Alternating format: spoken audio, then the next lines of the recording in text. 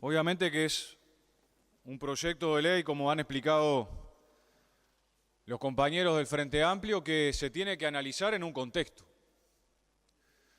Ningún proyecto de ley surge de la nada. Ningún proyecto de ley se presenta porque sí.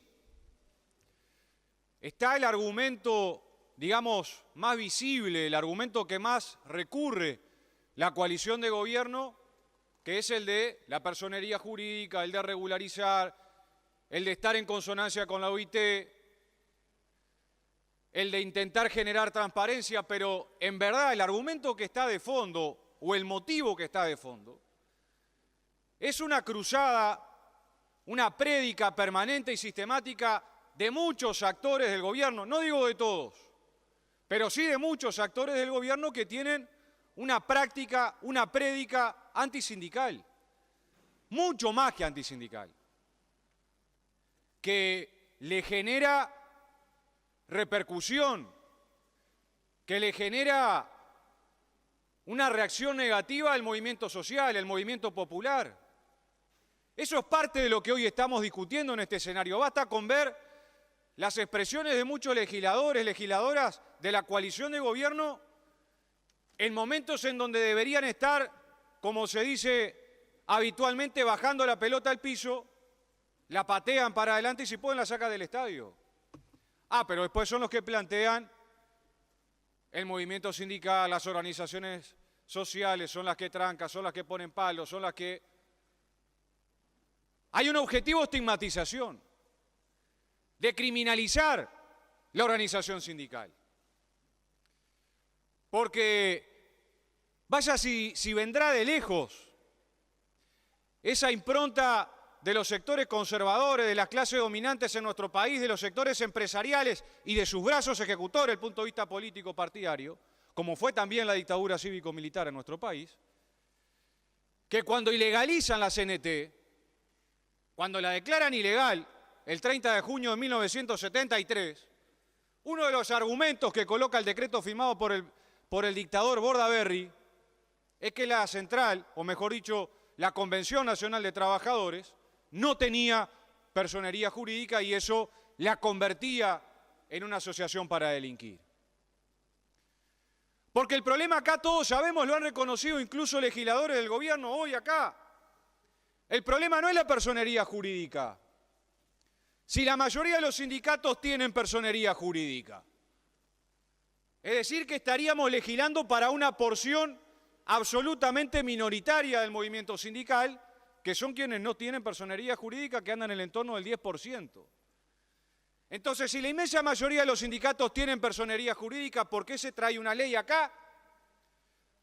Que si alguien del exterior, alguien que no está vinculado al movimiento sindical, que no conoce la historia de nuestro gremio, de nuestros sindicatos, escucha solamente algunos argumentos, cree que ningún sindicato tiene personería jurídica, porque si no, ¿cuál sería la necesidad? Y la necesidad precisamente esa, es la de generar un clima en donde los malos de la película son los que se organizan, son los que luchan, son los que defienden sus conquistas.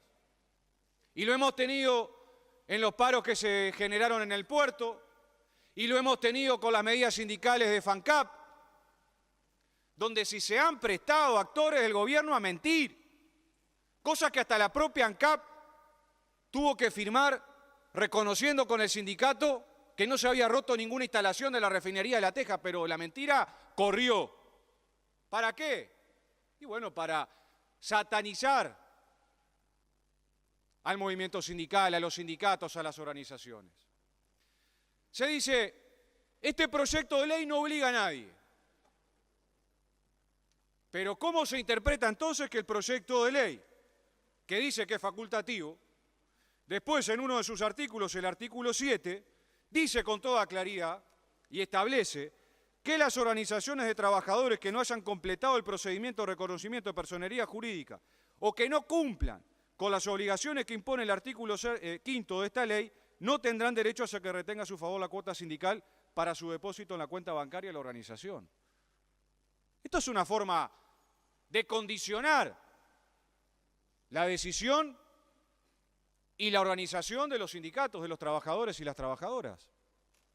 Todos sabemos que es muy importante para cualquier organización social, para cualquier actividad, contar regularmente con el ingreso de sus cotizantes, de sus adherentes, de sus afiliados, para desarrollar las acciones sociales, políticas que se entiendan necesarias. Y hoy se decía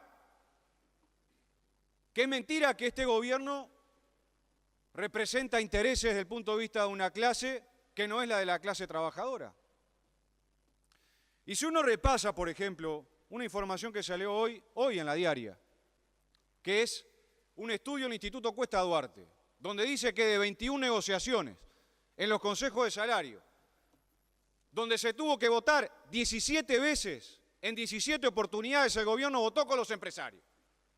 Solamente 4 con los trabajadores y las trabajadoras. Bueno, esto es una muestra clara de para quién gobierna.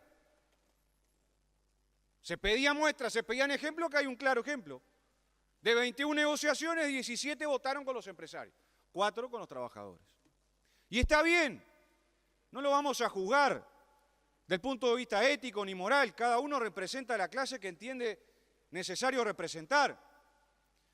El Frente Amplio y las fuerzas populares pretendemos representar en este recinto a las grandes mayorías que existen en nuestro país y particularmente a las organizaciones que luchan en el ámbito sindical, en el ámbito gremial, cooperativo, en distintas circunstancias. Lo que hay de fondo es la generación de un estado de situación. De un estado de situación en donde se criminaliza el movimiento sindical, en donde permanentemente se habla de la falta de transparencia, en donde se habla de la falta de representatividad, en donde se generan comisiones investigadoras para investigar precisamente a los sindicatos o a los dirigentes sindicales, donde se ataca la independencia del movimiento obrero,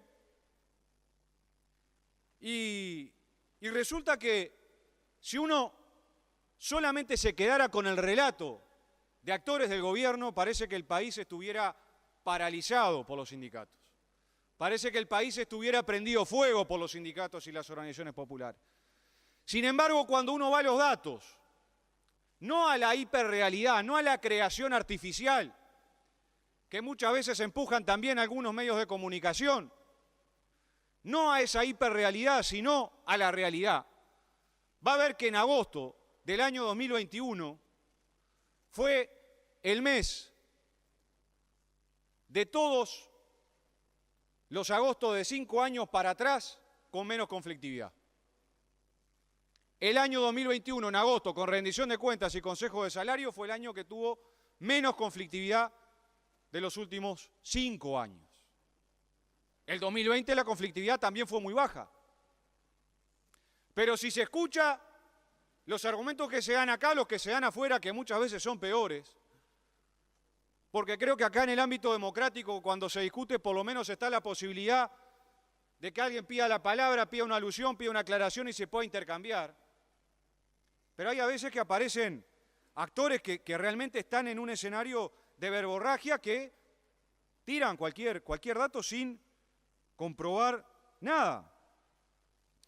¿Y por qué este proyecto además no se puede ver aislado? Este proyecto que hoy se está discutiendo, ¿cómo se puede ver aislado de la ley de urgente consideración?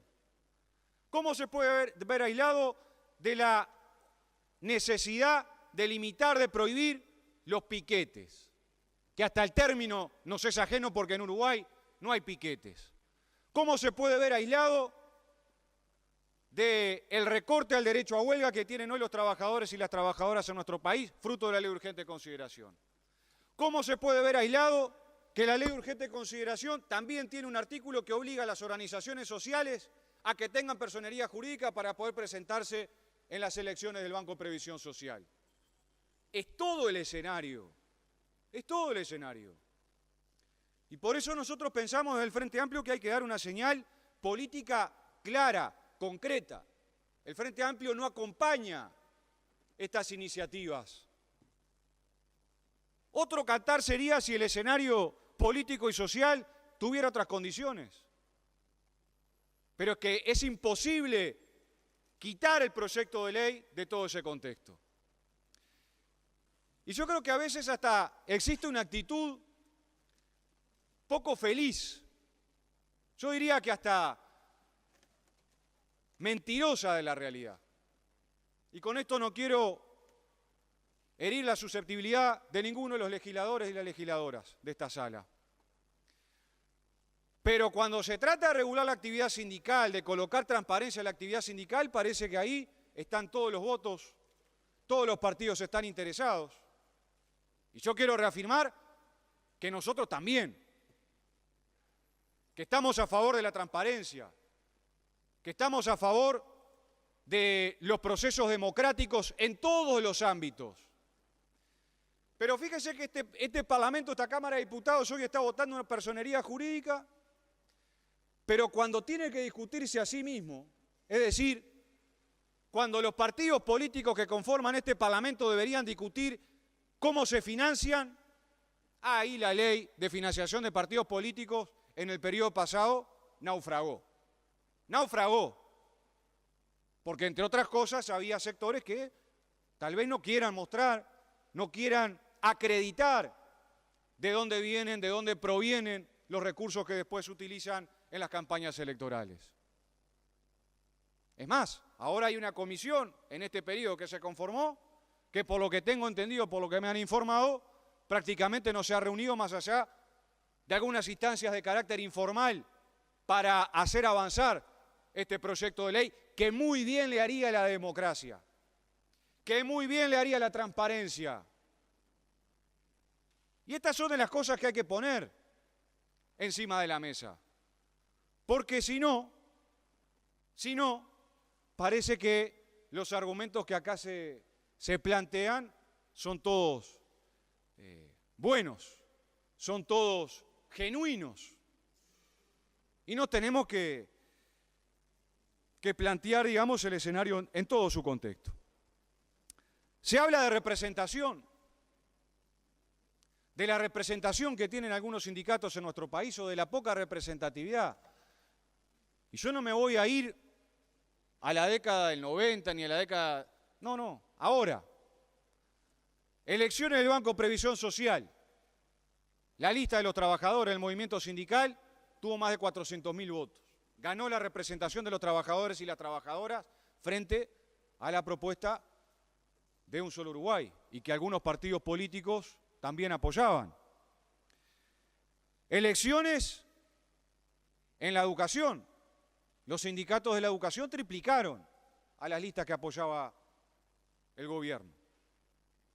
Y se habla del voto secreto y la participación y la democracia sindical, y hay sindicatos que en sus elecciones tienen más votos que muchos legisladores que hoy están sentados acá. Por ejemplo, la elección de los trabajadores y las trabajadoras de la construcción, que en uno de sus años tuvo más de 30.000 votos. La última más de 24.000. Y podría seguir con AEU, podría seguir con los metalúrgicos, podría seguir con los trabajadores y las trabajadoras, maestras y maestros. Miles participando. Entonces acá el problema no es la representatividad. Acá el problema es cómo se instala un escenario, un discurso, un relato en donde las organizaciones son malas. En donde quien se organiza para pelear por sus derechos le está poniendo palos en la rueda al gobierno. Y eso es lo que tenemos que desterrar, porque tenemos que ver y visualizar la enorme contribución que han hecho las organizaciones sociales en nuestro país y fundamentalmente los sindicatos, construyendo una democracia fortalecida, una democracia más robusta, solidaridad, porque si hay algo que ha hecho el movimiento sindical en nuestro país ha sido ser solidario, sosteniendo las ollas populares, los merenderos, aún en estas terribles condiciones muchas veces, con la espalda, con el desconocimiento del actual gobierno. Por estas razones, señora presidenta, es que no vamos a acompañar este proyecto de ley que ha remitido el Poder Ejecutivo. Muchas gracias.